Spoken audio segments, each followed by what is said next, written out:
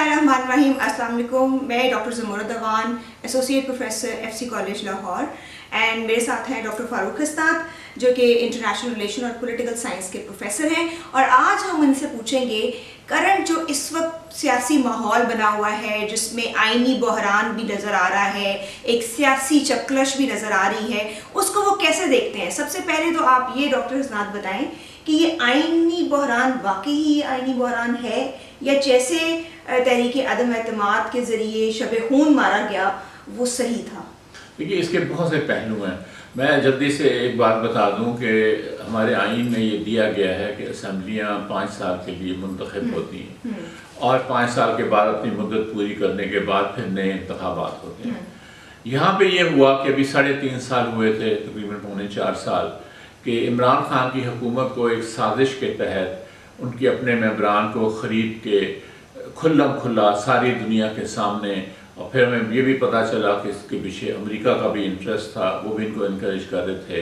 और उन्होंने इसकी जो अक्सरियत थी इसको अक़लियत में तब्दील किया, और फिर उसके बाद वोट ऑफ नो कॉन्फिडेंस लाए। और नो वोट ऑफ कॉन्फिडेंस जब लाए तो तहरीक इंसाफ के लोगों ने पॉइंट आउट किया उनके डिप्टी स्पीकर को कि ये एक साजिश के तहत ये सारी चीज़ हो रही है, तो इसलिए ये वोट ऑफ नो कॉन्फिडेंस जो है इसको नल एंड वॉइड करार देते। तो साजिश का जो बयानिया है, जो इमरान खान ने एक बयानिया बनाया है और अवाम भी मोबिलाइज हो गई है, आपको ये लगता है कि ये साजिश का सिर्फ बयानिया है या हकीकत पे मुबनी है? देखिए, इसमें बात यह है कि अमेरिकन रिजीम चेंज के मामले में तो बहुत जाने पहचाने जाते हैं। ये कोई पहली बार नहीं है सीरिया, चेंज कर रहे हैं। नहीं, उससे पहले ईरान को 53 में किया, फिर चिली को किया 50s में।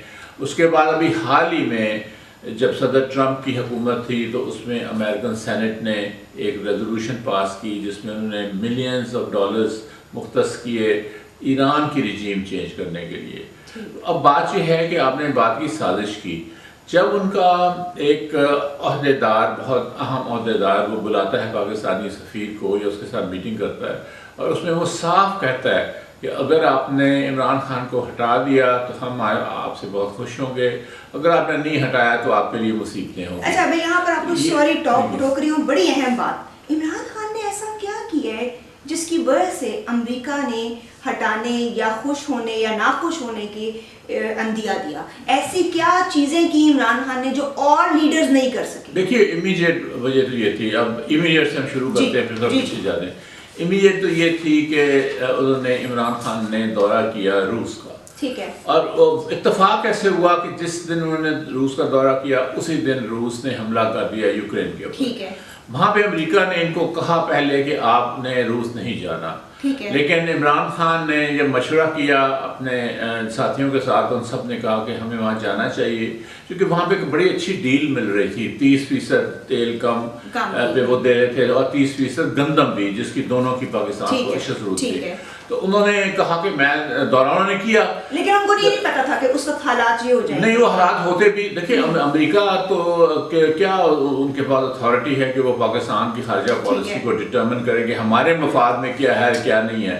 उससे पहले वो नाराज हो। इसमें एक तो इमरान खान जब रूस के तो उन्होंने ये भी कहा बाद में कि यही बात आप हिंदुस्तान को क्यों नहीं कहते, हिंदुस्तान तजारत कर रहा है रूस के साथ, उससे तेल भी ले रहा है वगैरह वगैरह। लेकिन दूसरी बात से ये नाखुश थे कि वो अड्डे चाहते थे, और आपको याद होगा कि बहुत मशहूर उनका फिक्र हुआ था एब्सोल्युटली नॉट, उस वक्त उन्होंने कहा था।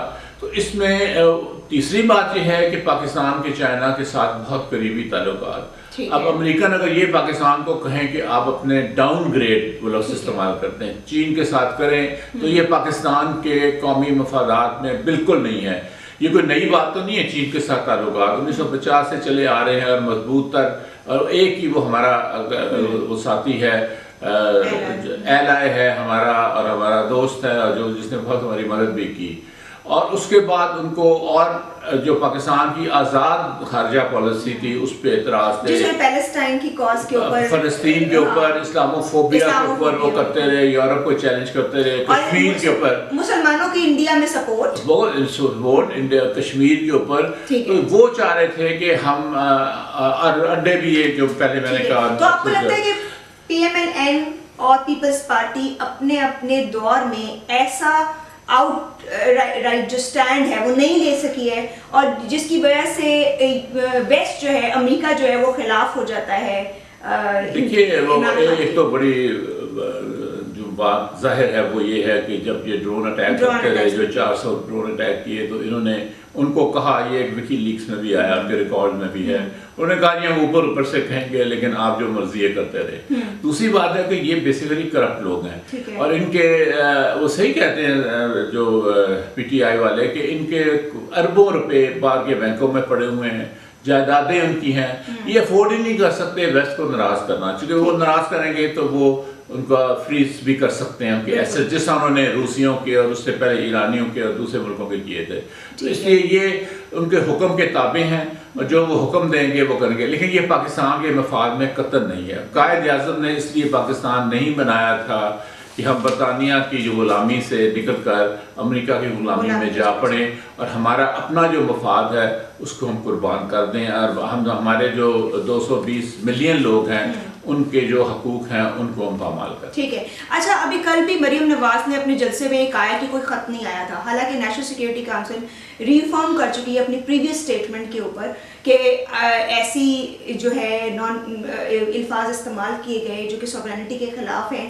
تو کیا آپ کو یہ لگتا ہے کہ ان کو پتہ ہے in their hearts and hearts کہ ایسا ہے, but they are not accepting it in front of people, لوگوں کے سامنے ایکسیپٹ نہیں کر رہے ہیں؟ دیکھیے بات یہ ہے کہ وہ کہا یہی گیا تھا نا کہ اگر آپ نے ہٹا دیا تو پھر ٹھیک ہے, اگر نہیں ہٹا دیا وہ اس سے بھی ہم آگے چلتے ہیں. بات یہ ہے کہ نیشنل سیکیورٹی کمیٹی کی میٹنگ ہوئی جو پہلے عمران خان وزیر اعظم تھے, اس میں 3 آدمی کے جو سربراہان ہیں وہ بھی موجود ہوتے ہیں, اور پوری کیبنٹ کے چیدہ ممبرز ہوتے ہیں. انہوں نے کہا کہ ہاں مداخلت ہوئی ہے, بہت سخت لفظ استعمال کیے گئے ہیں, تھریٹس دیے گئے ہیں پاکستان کو, انہوں نے مانا. انہوں نے آ کے ان کی حکومت نے پھر سے میٹنگ وہی کرائی نیشنل سیکیورٹی کمیٹی کی, اور ان کا خیال تھا کہ ہم جو اس دفعہ انہوں نے سفیر کو بھی بلایا جس کو یہ مراسلہ دیا کرتا. ان کا خیال تھا کہ سفیر کی باتوں کو توڑ موڑ کے ہم اس کو مائل کریں گے ساری چیز کو. وہ ہو نہیں سکا کیونکہ اس جو پریس ریلیز تھی اس میں کہا گیا کہ ہم انڈورس کرتے ہیں جو پچھلی میٹنگ میں کہا گیا. اب بات یہ ہے وہ تو کہا گیا نا, تو پاکستان نے پروٹیسٹ کس لیے کیا, خط ہی نہیں تھا تو ہم نے پروٹیسٹ کیوں کیا. تو مریم صفدر اگر یہ بات کرتی ہیں تو میرا خیال ہے کہ یہ بہت افسوس کی بات ہے کہ وہ اپنے آپ کو ایک لیڈر سمجھتی ہیں یا اپنے باپ کی وجہ سے, اور ان کا یہ ذہنی جو کیفیت ہے. لیکن آپ کو نہیں یہ لگتا کہ مریم اورنگزیب ہوں, وزیر اطلاع بڑی امپورٹنٹ منسٹری ہے ان کے پاس, یا مریم صفدر جو کہ ایک پارٹی کی لیڈر ہیں, ہیڈ ہیں, تو آپ کو نہیں لگتا کہ ان کو اس وقت اپنی حکومت کی حکمت عملی اپنے جلسوں میں بیان کرنی چاہیے کہ ہمارے یہ مسائل ہیں, ہم ان کو ایسے سالو کرنے کے حکمت عملی چاہتے ہیں یا رکھتے ہیں, یا ہم یہ کریں گے. لیکن وہ ساری کی ساری عمران خان کی بیشنگ کے اوپر شروع ہوتی ہے, اسی بیشنگ پہ ختم ہو جاتی ہے. یہ بیشنگ بھی دیکھیے نا بالکل بے تکے اس کے ساتھ ہو رہی ہے. کہ کل جس طرح انہوں نے جلسے میں کہا کہ عمران خان کہتا ہے کہ میں بوٹ پالش میرا باپ کرتا, میرے چچا کرتا ہے, عمران خان کہتا ہے وہ چیری بلاسم ہے. یعنی کوئی اس طرح بہت بندہ, اور وہ آج وہ کہہ رہے ہیں جلسے میں شانگلہ میں کہ میں اگر کپڑے بھی مجھے بیچنے پڑے تو میں بیچ دوں گا مسائل حل کرنے میں. تو وہ کپڑے نہ بیچیں, وہ جو وہاں پر انہوں نے اپنی بنائے ہوئے ہیں جاگیریں جو بنائی ہوئی ہیں ملک سے باہر, وہی بیچ دیں تو میرا خیال ہے پاکستان کی اکانومی بہت حد تک بہتر ہو جائے گی. اچھا میں آخری بات, اوور آل اکانومی کے اوپر بڑے یہ کہہ رہے ہیں کہ پاکستان کو خراب کر دیا عمران خان نے 4 اپنے سالوں کے اندر, لیکن اکانومی کی فگرز تو کچھ اور کہہ رہی ہیں. جب 2018 میں کرنٹ اکاؤنٹ ڈیفیسٹ تھا وہ $20 بلین تھا, اور اب جب کہ گورنمنٹ گئی ہے تو $0.5 بلین ہے. تو یہ ڈفرنس یہ اسٹیٹسٹکس کو بھی نہیں دیکھ رہے ہیں. اس کے علاوہ فارن ریزرو 2018 میں $16.4 بلین تھا, اور اب $27 بلین. ٹیکس کلیکشن 2013 سے 18 کے درمیان 3,800 بلین روپیز ہوئی ہے, اور جو کہ اب 4,700 بلین فارن ریمیٹنسز 2018 میں آئے ہیں. اس کے بعد احساس پروگرام بالکل سوشل ورک کا بھی ایک لمبی لسٹ ہے, کسان کارڈ ہے, انصاف صحت کارڈ ہے, صحت کارڈ ہے جو انہوں نے بھی کہا کہ ہم اس کو ختم نہیں کر سکتے. بالکل. تو اس کے بعد وہ جو پاکستان کو سرسبز بنانا اور موسم کے لحاظ سے گرین پاکستان کا تصور, انوائرمنٹل, پھر نوجوانوں کو جاب دینا, ان کو اہمیت دینا. دیکھیں وہ عمران خان کی حکومت کام کر رہی تھی جو انسان ہے لانگ ٹرم اور انسانوں کی چیز, جیسا صحت ہے, مطلب جیسا صحت ہے, جیسا تعلیم ہے, جیسا روزگار ہے, جس طرح ایک گرین پاکستان ہے پولوشن کم کرنے کے لیے. یہ جو ہیں یہ آپ دیکھیے یہ صاحب جو ہیں ٹوپی پہن کے یہ بھاگ کے مال روڈ کی اوپر میں دیکھ رہا ہوں. پھر وہ ان کو بھی یقین کیوں نہیں آ رہا کہ یہ چیف منسٹر پنجاب نہیں ہے, یہ وزیر اعظم پاکستان ہے. میں یہ گھبرائے ہوئے ہیں چونکہ ان کی اکثریت تو ابھی بھی دیکھیں نا, اس کے باوجود کہ انہوں نے ٹاپل کی حکومت کی اداروں کے ساتھ مل کے جو ان کے ہینڈلرز ہیں, لیکن ابھی بھی ان کی 1-2 ووٹ سے ہی ہے. جیسے ہی وہ ڈسکوالیفائی ہوں گے کچھ ممبرز تو پھر حالات ڈراسٹکلی تبدیل بھی ہو سکتے ہیں. بالکل. Thank you so much doctor Farooq Hasnat, آپ نے اتنا وقت دیا اور ہم نے اس پہ بڑی ڈیٹیل بات کی ہے جس میں ہم نے اسٹیٹسٹکس کی بھی بات کی ہے, ان اسٹیٹسٹک جس کا ذکر ہمیں نظر نہیں آتا کسی بھی پی ایم ایل این کی کرٹیسزم کی جلسے کے اندر, لیکن ہم اس پہ مزید اور گفتگو کریں گے آنے والے دنوں میں. شکریہ.